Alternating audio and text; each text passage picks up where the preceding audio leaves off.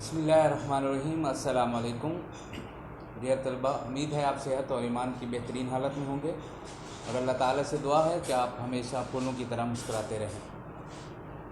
आपसे कैमरा के ज़रिए बात करने का एक मकसद है जो कि आप अच्छी तरह जानते हैं। बहुत सारी चीज़ें हैं जो मिस हुई हैं इस टाइम में और हमने उनको कवर करना है। हमारी पाक स्टडी की बुक ऑलरेडी तब्दील हो चुकी है। इसके बारे में आपको सर ज़ुबैर ने इंट्रोडक्टरी लेक्चर के अंदर मुकम्मल तफसील फराहम कर दी थी। आप उस लेक्चर को सुने। उसके बाद उस लेक्चर के अंदर यूनिट 1 को भी तफसील से एक्सप्लेन कर दिया गया है। न्यू बुक में हमारी ओल्ड बुक का यूनिट 2 और 3 कंबाइन करके यूनिट 2 का नाम दिया गया है और इस यूनिट के अंदर हम ओल्ड बुक के 2 यूनिट 2 और यूनिट 3 तीनों को कंबाइन डिस्कस करेंगे। हमारा यूनिट है तहरीक पाकिस्तान और पाकिस्तान का क़याम। यह हमारा यूनिट 2 है न्यू बुक का। जब हम इस यूनिट के टाइटल को देखते हैं तो एक चीज़ हमें क्लियर होती है कि इस यूनिट में हमने 2 पोर्शन देखने हैं। एक है तहरीक पाकिस्तान यानी पाकिस्तान को बनाने के लिए जो कोशिशें हुई, और दूसरा पाकिस्तान का क़याम। उन कोशिशों के नतीजे में जब पाकिस्तान बना तो उस वक्त क्या सिचुएशन थी, क्या हालात थे, उस चीज़ को भी हम इसमें डिस्कस करेंगे। इन तहरीक पाकिस्तान बेसिकली इसको इंग्लिश में मूवमेंट कहा जाता है।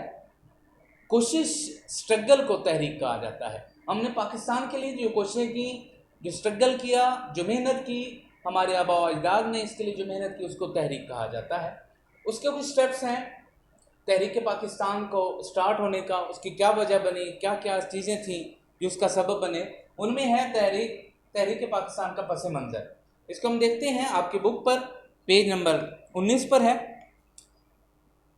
बरसगीर जनूबी एशिया में मुसलमानों की आमद 712 ईस्वी में मोहम्मद बिन कासिम की फ़तह सिंध से शुरू हुई। मुग़ल बादशाह औरंगज़ेब आलमगीर की वफ़ात जो कि 1707 ईस्वी में है, इसके बाद मुस्लिम हुकूमत में ज़वाल के आसार नमूदार हुए। लेकिन इसके चंद साल बाद ही हज़रत शाह वलीउल्लाह की शक्ल में एक मुस्लिह और मुजद्दिद मंजर पर आ जाने से बरसगीर में इस्लाम के अहया और मुसलमानों के इस्तक़लाल की पुरज़ोर तहरीक का आगाज़ हुआ।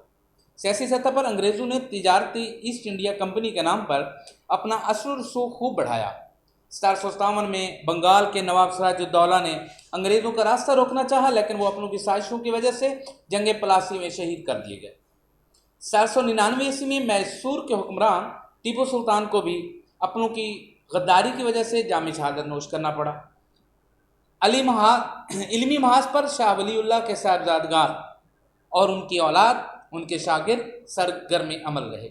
उनके ज़ेर असर तहरीक मुजाहिदीन शुरू हुई, जिसके अमीर सैयद अहमद शहीद बरेली थे। 1831 में सैयद अहमद शहीद और उनके रफ़ीक यानी कि दोस्त सैयद इस्माइल शहीद बालाकोट में सिखों का मुकाबला करते हुए शहीद हो गए। और ये पाकिस्तान के बालाकोट के अंदर जो है वो शहदा की जो है वो कब्र मुबारक मौजूद है। और बड़ा जो है ना वो एक ख़ास किस्म का, अगर वहाँ पर हम जाते हैं तो एक फ़ीलिंग होती है कि हमारे इस पाकिस्तान के लिए उन लोगों ने किस किस जगह पर जाकर जंगें लड़ी और कहाँ कहाँ कुर्बानियाँ दी। 1831 में सैयद अहमद शहीद और उनके ख़ास रफ़ीक बालाकोट में शहीद कर दिए गए। तो अस्करी सतह पर, यानी एक होता है इल्मी सतह पर किसी चीज़ को डिफेंड करना, नेचर के लिए, नेशन के लिए, कौम के लिए इल्मी सतह पर कुछ ना कुछ करना, और एक होता है जब आप अस्करी सतह पर, यानी आप तलवार के साथ, गन के साथ किसी चीज़ को जो है वो मुकाबला कर रहे होते हैं। तो इल्मी सतह पर आप इल्म के ज़रिए अपनी कौम को आगे लेकर जाते हैं, और अस्करी सतह पर आप अपनी कौम को पावर में लाते हैं, उनको इस काबिल करते हैं कि वो दुश्मन का मुकाबला कर सके। तो जब तरबियती मैदान में इस तहरीक के साथ जारी रहे और ख़ास तौर पर बंगाल में फ़राइज़ी तहरीक नुमायाँ हुई। फ़राइज़ी तहरीक का बुनियादी मकसद मुसलमानों को फ़राइज़ की अदायगी और दावत व तलकीन था। 1857 की जंग आज़ादी में भी मुसलमानों के सियासी आया और इस्तक़लाल की कोशिश थी। ये था हमारा कुछ पस मंज़र कि किस किस बुज़ुर्ग ने क्या कुर्बानी दी और क्या रीज़न थी, कब मोहम्मद बिन कासिम इस जो सब कंटिनेंट है हमारा, इसमें मोहम्मद बिन कासिम वो पहला मुस्लिम था जो आया, और उसके बाद किस तरह ये चीज़ें आगे बढ़ी, मुग़ल सल्तनत का कैसे खात्मा हुआ, ईस्ट इंडिया कंपनी कैसे आए, ये सारी चीज़ें बैक पर हुई। उसके बाद तहरीक अलीगढ़ और सैयद अहमद खान। जब हम जो है वो मुग़ल एम्पायर ख़त्म हो चुका, ईस्ट इंडिया कंपनी इस एरिया में आ चुकी, अंग्रेज़ यहाँ पर मुसल्लत हो गया, तो जो मुसलमान थे वो काफ़ी पिस गए। उनके हालात, उनकी जो सोर्सेस थे इल्म लिहाज से और हर लिहाज से वो पसमानदा होते चले गए। तो इस चीज़ को कवर अप करने के लिए, इस चीज़ को जो है वो अपनी कौम को मज़ीद गहराइयों से बचाने के लिए सर सैयद अहमद खान आगे बढ़े। उन्होंने एक इल्मी तहरीक का आगाज़ किया और मुसलमानों को अंग्रेज़ से, हिंदू से और इन तमाम ताक़ुत से बचाने के लिए उन्होंने जो है वो इल्मी कोशिशें की। सर सैयद अहमद खान जो है, उनकी जो तहरीक थी उसको तहरीक अलीगढ़ का नाम दिया गया, क्योंकि उन्होंने ये तहरीक अलीगढ़ के शहर से स्टार्ट की थी। तहरीक अलीगढ़ और सर सैयद खान जंग आज़ादी में नाकामी के साथ ही बरसगीर के मुसलमानों की तारीख का स्याह तरीन दौर शुरू हुआ। मुसलमान बहैसियत कौम अंग्रेज़ों की नफ़रत, इंतकामी कार्रवाइयों का निशाना बनने लग गए। इन हालात में सर सैयद अहमद खान ने तहरीक अलीगढ़ के ज़रिए कौम की रहनुमाई का बीड़ा उठाया। सर सैयद अहमद खान की तहरीक अलीगढ़ के मकासद थे कुछ, जिनमें से मेन हुकूमत और मुसलमानों के दरमियान इत्मीनान बहाल कर। उस वक्त जो हुकूमत थी वो अंग्रेज़ की थी और अंग्रेज़ को हिंदू ने बाकायदा तौर पर ये फीड कर दिया था कि आपके जो खिलाफ है वो सिर्फ मुसलमान हैं, हम तो आपके हक़ में हैं, आपके साथ हैं, हमें आपसे कोई प्रॉब्लम नहीं है, कोई मसला नहीं है। आपके साथ जो जिहाद कर रहे हैं, आपके साथ जो मसाइल हैं वो मुसलमान कर रहे हैं। अब इस चीज़ को ख़त्म करने के लिए, हुकूमत और मुसलमानों के दरमियान एतमाद बहाल करने के लिए सर सैयद अहमद खान ने कोशिश शुरू की। दूसरा, मुसलमान बरसगीर को जदीद आलूम और अंग्रेज़ी ज़बान सीखने की तरफ राग़िब किया, क्योंकि उस वक्त ये सूरत हाल हो चुकी थी कि उलमा ने और दीनदार लोगों ने और इसी तरह कुछ जो हमारे पसमानदा मुसलमान थे उन्होंने ये कह दिया कि अंग्रेज़ी सीखना हराम है, जिस बेस पे उन्होंने अंग्रेज़ी सीखना मना कर दिया फतावा देकर, और नतीजा क्या निकला कि वो ज़िंदगी के हर फील्ड में कमज़ोर होते चले गए। उनको जॉब्स नहीं मिल रही थी, वो अपना एग्रीकल्चर फील्ड में कामयाब नहीं हो रहे थे, वो कारोबार नहीं कर पा रहे थे, वो दिन ब दिन पीछे जा रहे थे। इस चीज़ को नोट करते हुए सर सैयद अहमद खान ने मुसलमानों को जदीद तालीम, अंग्रेज़ी तालीम की तरफ राग़िब करने की भी कोशिश की। इस तहरीक के ज़रिए मुसलमान बरसगीर को सियासत से बाज रखना। उस वक्त मुसलमान सियासत में तो आगे आना चाहते थे, लेकिन बाकी तमाम फील्ड में, जैसा कि इल्म है, ज़राअत है, टेक्निकल एजुकेशन है, इसके अलावा जो है वक्त के तकाज़ों को, इन सब चीज़ों को इग्नोर करके जस्ट सियासत कर रहे थे, जिसका नतीजा क्या निकल रहा था कि अंग्रेज़ और हिंदू अपनी मकाराना चालों की वजह से मुसलमानों को हिलौंद रहे थे। तो सर सैयद अहमद खान ने उनको सियासत से थोड़ी देर के लिए बाज आने और इल्मी मैदान में और बाकी तमाम फील्ड्स को कवर करने के लिए कहा। और ये सर सैयद अहमद खान इल्मी लिहाज से मुसलमानों का एक बहुत बड़ा मोहसिन है। आप 7 अक्टूबर 1817 को दिल्ली में पैदा हुए। आपने मुसलमानों की तालीमी, सियासी और मजहबी तरक्की के लिए काम किया। आपने इस बात का अंदाज़ा लगा लिया था कि मुसलमान तालीम के बगैर तरक्की नहीं कर सकते। 1869 में आपने मुरादाबाद में एक स्कूल कैंप किया।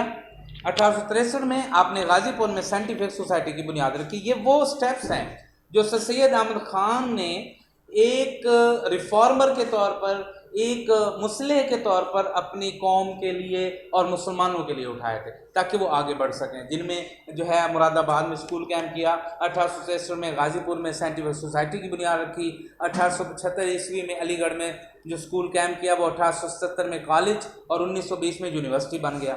20वीं सदी के शुरू में मुसलमानों का पढ़ा लिखा तबका इसी तालीमी इदारे का तालीम याफ्ता था। यानी कि हम कह सकते हैं कि अंग्रेज़ और हिंदू के मुकाबले के लिए जो हमारे उस वक्त के लीडर्स सामने आए वो इन इदारों से निकल कर आए। रिसाला असबाब बगावत हिंद भी सर सैयद अहमद खान की एक अहम सियासी खिदमत थी। इस रिसाला में आपने 1857 ईस्वी की जंग आज़ादी के हकीकी असबाब से अंग्रेज़ हुकूमत को आगाह किया, क्योंकि हिंदू ने अपनी चालों के ज़रिए, मकाराना पॉलिसी के ज़रिए अंग्रेज़ के ये बावर करवा दिया था कि ये जो 1857 की जंग आज़ादी है ये सिर्फ आपसे मुसलमान लड़े थे, मुसलमान आपके खिलाफ थे। तो इस चीज़ को एलिमिनेट करने के लिए, इस चीज़ को ख़त्म करने के लिए कि उस अंग्रेज़ को असलियत पता चले, इन्होंने ये रिसाला लिखा जिसमें वाज़े तौर पर हर चीज़ की वजाहत की कि जो है वो हम आपके साथ कितना है और जो 1857 की जंग आज़ादी है उसकी बेस क्या थी, उसकी वजूहात क्या थी। जंग आज़ादी के बाद सर सैयद खान की हैसियत सियासी मसीहा से कम न थी। मुसलमान बरसगीर के वजूद को कायम रखने के लिए आप आगे बढ़े और अंग्रेज़ों की गलतफहमी दूर करने की कोशिश की। सर सैयद खान सियासी तौर पर मुसलमानों को कमज़ोर समझते थे, इसलिए उन्होंने 1885 में कायम होने वाली इंडियन नेशनल कांग्रेस में मुसलमानों को शामिल होने से रोका।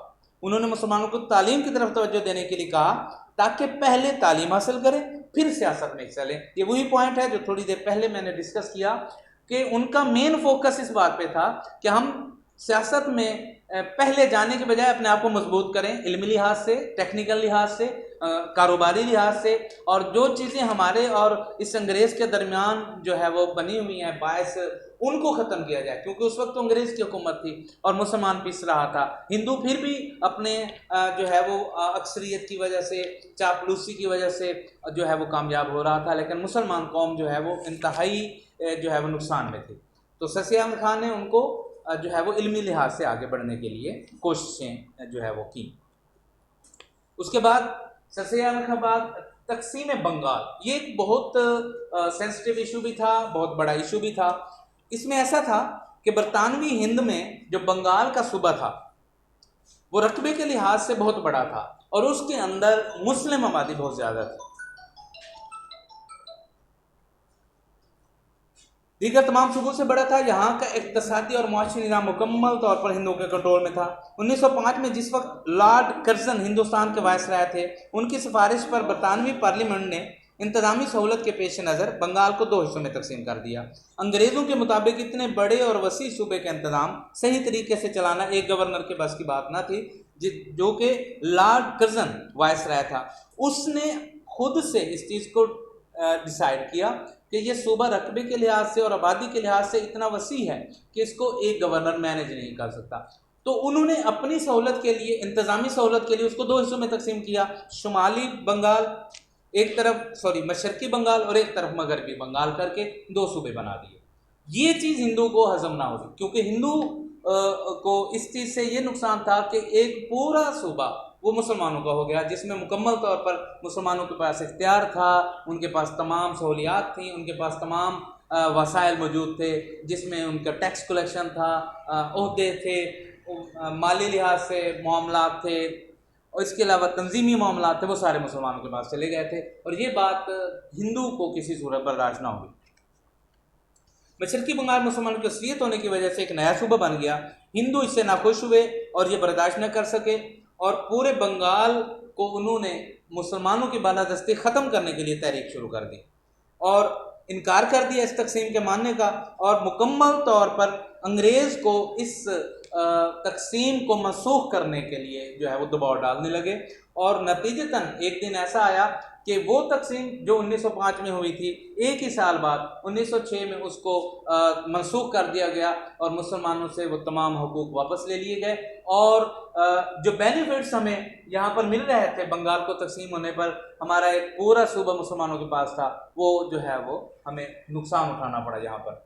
इसके बाद शिमला वफद है, जिसमें हमने इस तहरीक पाकिस्तान के ये वो स्टेप्स हैं जिनमें से हम गुजर कर यहाँ तक पहुँचे हैं, पाकिस्तान को बनाने तक पहुँचे हैं, हम पाकिस्तान लेने में कामयाब हुए। तो ये वो स्टेप्स हैं date wise, time to time, कि किस तरह हमने स्ट्रगल्स की, हमारे उन बुजुर्गों ने स्ट्रगल्स की। तो शिमला वफद दरअसल क्या है, तकसीम बंगाल पर हिंदू के रवैये के पेश नज़र मुसलमानों ने अपने हकूक़ के तहफ़्फ़ुज़ के लिए एक नए रास्ते का इंतखाब किया।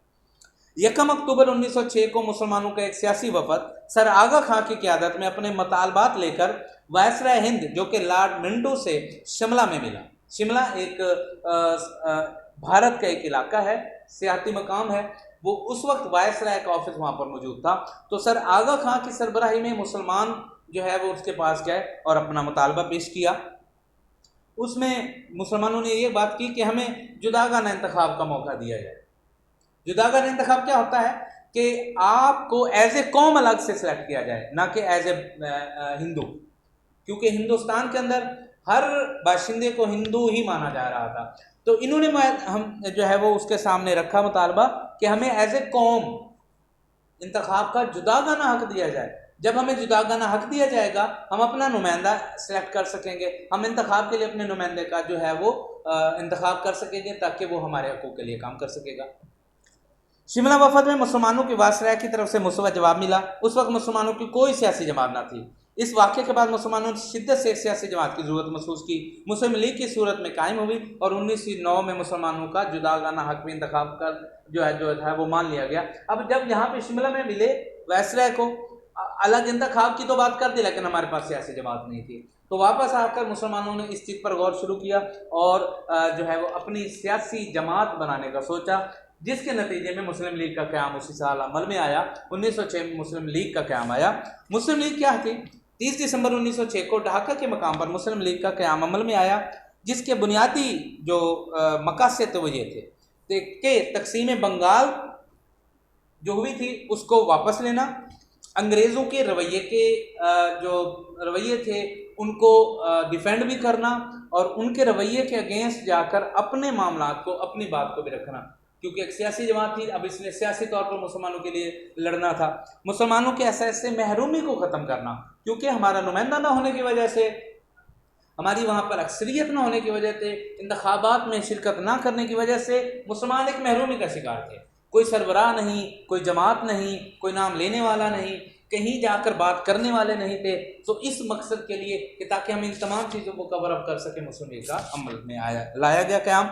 मुसलमानों को सियासी तौर पर नज़रअंदाज किया जा रहा था, उस नज़रअंदाज किए जाने के खात्मे के लिए भी मुस्लिम लीग का क़याम अमल में लाया गया। इसके बाद है मिंटो मार्ले इस्लाहात। मिंटो मार्ले इस्लाहात, रिफॉर्म्स, यानी बाज़ औक़ात जब दो लोग मिलकर बैठते हैं किसी चीज़ को सॉल्व करने के लिए, तो उनके दरमियान कुछ बातें तय पाती हैं, उनके दरमियान कुछ डिसीजंस होते हैं। तो मिंटो मार्ले इस्लाहात दरअसल मुसलमानों और अंग्रेज़ हुकूमत के दरमियान कुछ बातें थी जिन पर वो उन्होंने इत्तफाक कर लिया कि हम ये करते हैं। वो क्या थी? 1905 में तकसीम की वजह से सियासी बेचैनी बढ़ गई। हिंदू और मुसलमान एक दूसरे से बेजार होते चले जा रहे थे। हालात की नज़ाकत को भांपते हुए वजीर हिंद मिस्टर मार्ले और गवर्नर जनरल आल मिंटो ने मिलकर हिंदुस्तान के लिए कुछ इस्लाहात मरतब की। बरतानी पार्लियामेंट ने इन इस्लाहात के बिल को इंडियन काउंसिल एक्ट 1909 के नाम से पास किया। ऑन तौर पर इन इस्लाहात को मिंटो मार्ले इस्लाहात के नाम से याद किया जाता है। इन इस्लाहात के तहत मरकजी और सूबाई कानून साज कौंसलों में तोसी की गई और इनके अरकान की तादाद में इजाफा किया गया। जुदागाना इंतखाब का राइज करने की मंजूरी दी गई। मुस्लिम लीग ने जुदागाना इंतखाब के तरीके से नफाज को खैर मकदम किया और मुसलमानों को 3 साल बाद, यानी कि 1909 में जब मुस्लिम लीग बाकायदा तौर पर इंतखाबात में शिरकत की, तो उसके 3 साल बाद 1916 में उनको बाकायदा तौर पर नशिस्तें हासिल हुई मिंटो मार्ले इस्लाहात की वजह से। जुदागाना इंतखाब किया गया, मुसलमानों को वोट देने की अलग से जो है वो इजाज़त दी गई और इसका फ़ायदा ये हुआ कि मुसलमानों के नुमाइंदे वहाँ पर पहुँचे। इसके बाद मिसाक के लखनऊ है जो कि 1916 में हुआ। 1916 में लखनऊ में मुस्लिम लीग और कांग्रेस का इजलास हुआ। अब मिसाक के लखनऊ में मुस्लिम लीग हमारी तरफ थे और कांग्रेस जो कि हिंदुओं की सियासी जमात थी, इन दोनों ने एक दूसरे के सामने बैठकर बात की। यहाँ से जब हमने डिस्कस शुरू किया था तो यहाँ मुसलमानों के पास कोई तहरीक नहीं, मुसलमानों के पास कोई जमात नहीं थी, जस्ट एक पर्सन ने इसको स्टार्ट किया और यहाँ पर पहुँचने तक हम इस काबिल हुए कि हमारे पास अपनी सियासी जमात थी और हम कांग्रेस के सामने बैठे उनसे बात कर सकते थे। 1916 में लखनऊ के मकाम पर दोनों सियासी पार्टियां सामने बैठी और इनके दरमियान एक मुआहदा तय पाया, जिसका पहली बार मुसलमानों को, जिसके उस मुआहदे के अंदर जो रिटर्न था वो ये था कि मुसलमान एक अलग कौम है, उनको जुदागाना इंतखाब का हक हासिल है और इनको इनके अपने तरीके, कल्चर, रस्म रिवाज के मुताबिक ज़िंदगी गुजारने का हक हासिल होगा। ये सबसे बड़ी अचीवमेंट थी जो कि मिसाक लखनऊ में हमें मिली थी कि हमें एक अलग कौम, एक अलग उसके हैसियत से माना गया और हमें हक दिया गया कि हम अपने मामलात को खुद से देख सकें। कबल से 1909 में मिंटो मार्ले इस्लाहात में भी मुतालबा किया गया था, लेकिन उस वक्त नहीं था, इसको एक्सेप्ट किया गया। मिसाक लखनऊ की बदौलत कायदे आज़म को हिंदू मुस्लिम इत्तेहाद का सफीर करार दिया गया। हिंदू मुस्लिम इत्तेहाद का सफीर क्यों करार दिया गया? क्योंकि उस वक्त तक कायदे आज़म ये सोच कर चल रहे थे कि जब तक यहाँ पर अंग्रेज़ है हम दोनों कुछ नहीं कर पाएंगे। तो इसने यानी कि कायदे आज़म ने हिंदू और मुसलमानों को मिलकर अंग्रेज़ के साथ डिफेंड करने, उस उससे दिफा करने और उससे अपने हकूक हासिल करने की कोशिश की। इसलिए उस वक्त तक कायद आज़म को जो है वो इत्तेहाद का सबीर माना जाता था, क्योंकि उनके ख्याल में उस वक्त ये बात थी कि हम मिलकर ही अंग्रेज़ से अपने हक हासिल कर सकते हैं। वो बाद में कुछ चीज़ें ऐसी हुई जिसकी वजह से कायद आज़म को जो है वो अलग होना पड़ा हिंदू के साथ, क्योंकि वो जस्ट अपना मफाद देख रहे थे और मुसलमानों को नुकसान ही पहुँचा रहे थे। इस चीज़ को मद्देनजर रखकर उनसे अलग हुए थे। तहरीक खिलाफत हमारे पास है। इसके बाद 1919 में शुरू हुई। 1914 में शुरू होने वाली पहली जंग अजीम में तुर्की ने अंग्रेज़ों के खिलाफ जर्मनी का साथ दिया, जिसके नतीजे में जर्मनी और उसके हलीफों शिकस्त हो गई। जंग के खात्मे पर अंग्रेज़ों ने अपने हलीफों को साथ मिलाकर तुर्की को सऊदी अरब, शाम, इराक, फ़लस्तीन और उर्दन के इलाकों से महरूम कर दिया, बदला लेने के लिए कि क्योंकि उसका साथ दिया था और तुर्की जो है इस जंग में फातेह ठहरा था। अब तुर्की को उस चीज़ की सज़ा देने के लिए इसको सऊदी अरब के तमाम जो इलाके हैं जिनको हिजाज कहा जाता था उस वक्त, उनसे अलग कर दिया गया। शाम, इराक, फ़लस्तीन और उर्दन के इलाकों से महरूम किया गया, जिससे तुर्की का वजूद खतरे में पड़ गया।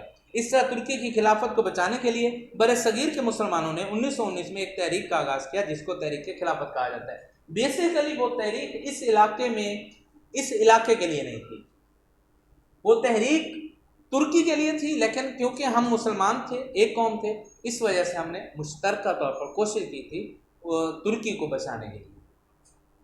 तहरीक अदम ताउन ये हमारे पास है, क्योंकि 1920 में इसी सब कंटिनेंट में मुसलमानों ने इसका आगाज़ किया। तहरीक अदम ताउन इस तहरीक के मकासद दर्ज थे जो कि अंग्रेज़ हुकूमत के लिए थी, यानी हमने अदम ताउन का इज़हार किया था अंग्रेज़ हुकूमत से।